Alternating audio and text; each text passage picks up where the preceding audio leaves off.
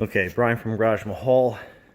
Still working on some computer stuff, but anyway, a customer brought me this 2002 Chevy Malibu, and they wanted the tires rotated.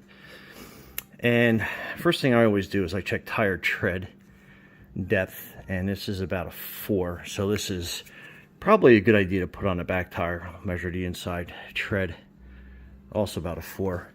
But then when I came back here, I looked at the tire tread on the outside, and it's also a little bit better than a 4. Yeah, it's like right at 4. But then when I looked at the inside tire tread, see how that shows up in the red? So that's actually below 2. Now on the fronts, you're allowed 4 for depth gauge on the front, and then 2 on the rear. So this would actually fail inspection.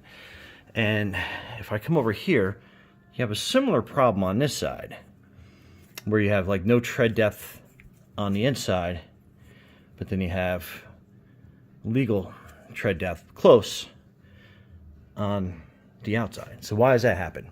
Well, primarily it's typically possibly an alignment issue, which is usually caused by your lower ball joint here. Now the boots on this look like they're pretty well intact, but they're not as, I guess, pushed out because the grease has probably worn its way out. They usually should have a little more pressure built up to them than that. So I would recommend the lower ball joints being replaced, because those tires more than likely have definitely been on the front at one point.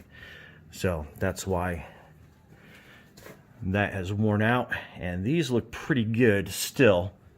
So I would suspect either these were on the front for a really long time without being rotated, or that it had just worn down and the ball joint was replaced at one point, but it doesn't look like that. Anyway, Brian from Garage Mahal, quick tire depth lesson. So legal on the fronts are 4s and 2s on the rear, just to kind of give you a general idea of how that goes. Anyway, thanks for watching and subscribing. Brian from Garage Mahal. Have a great day.